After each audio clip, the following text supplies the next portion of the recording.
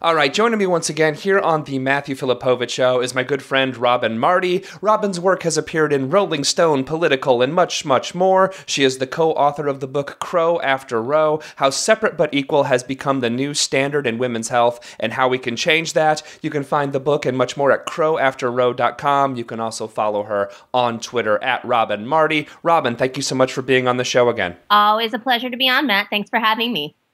All right, so Robin, last week we actually learned that Sandra Fluke was not going to run for Henry Waxman's House seat when he retires later on this year. So let's start off by discussing why many of us on the left are actually disappointed in that news. Right. There's a couple of reasons on the left that we're disappointed. And for one, it's because when we have such a really safe seat, as a seat in California tends to be, one of the things that we often urge is that we can get the most progressive person in possible.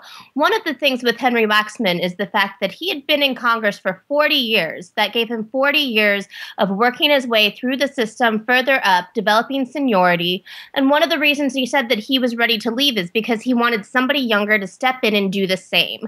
So in looking at people who are going to be running for the seat, we see now a few of the people who have declared are mid-career politicians.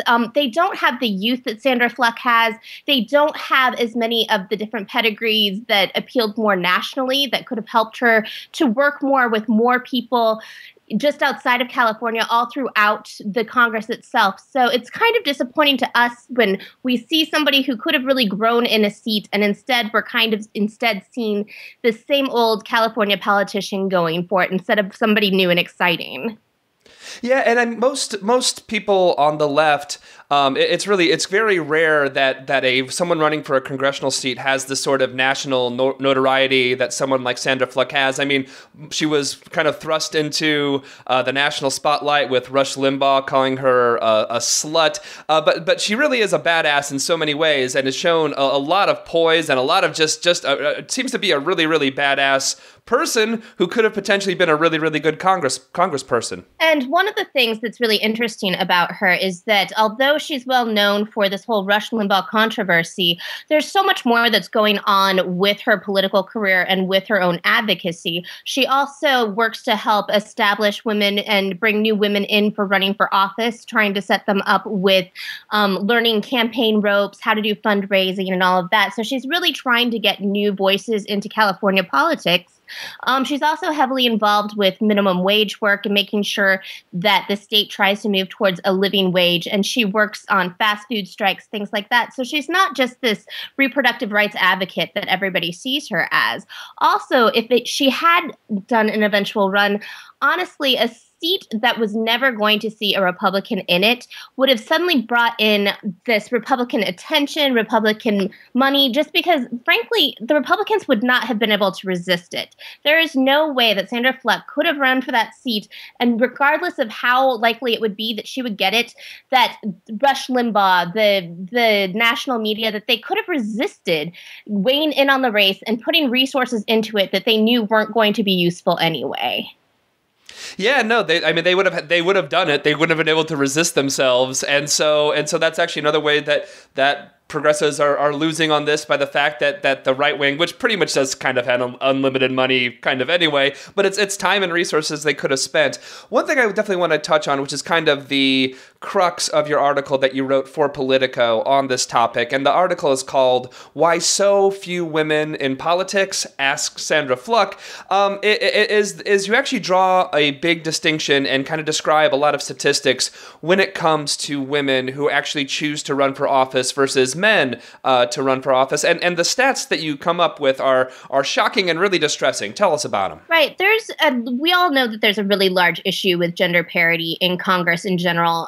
We have some of the lowest rates of women in office congressionally. We've never had a true woman running for the White House. And at this point, we have only 5 female governors, only one of whom is pro-choice in all of the 50 states.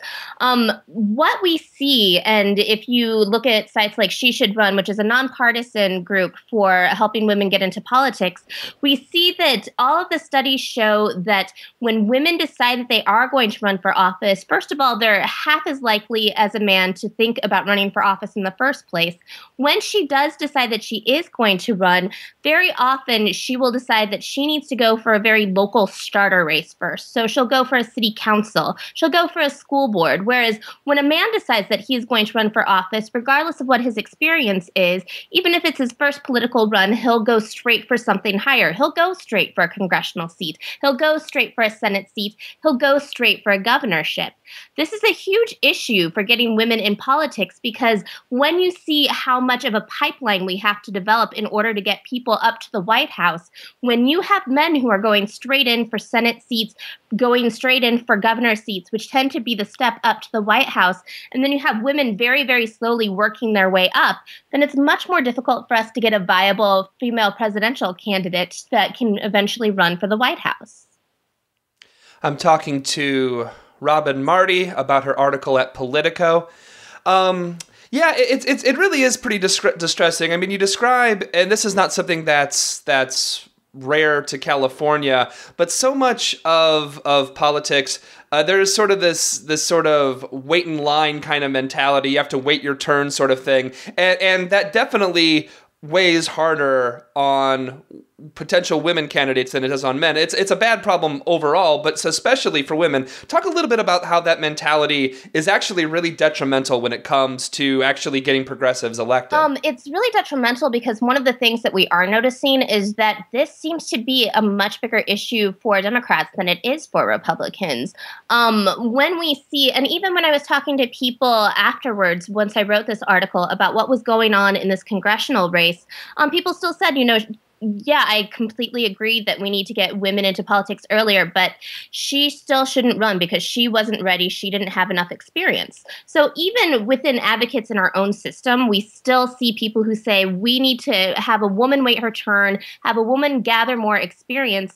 And then they also pointed to the California Democratic Party as being on its own part of what is holding women back, because since they don't have a lot of challenge because they are such a strongly progressive state, it's easier for them to put an apparatus in there that says, yes, you have to wait your turn, you have to work your way up. Out here in Minnesota, where I live, we see a lot of this as well. We haven't had a female governor. We often see within the DFL party that when a seat will open up, there's a lot of this idea that, okay, a candidate needs to wait their turn, they need to work their way up, they need to wait in line. And then when you look at a lot of times, Republicans do tend to groom their female candidates. They'll let in female candidates without a lot of experience and tell them and encourage them to run for these higher offices in a lot of ways because it helps them buffer themselves from any of these ideas of not being just the party of the old white men. And then also, once they do get female candidates elected and into Congress, they tend to be the ones who will do the most anti-women legislation, and they will put a good face on it because it can't be against women because, look, a woman's introducing it.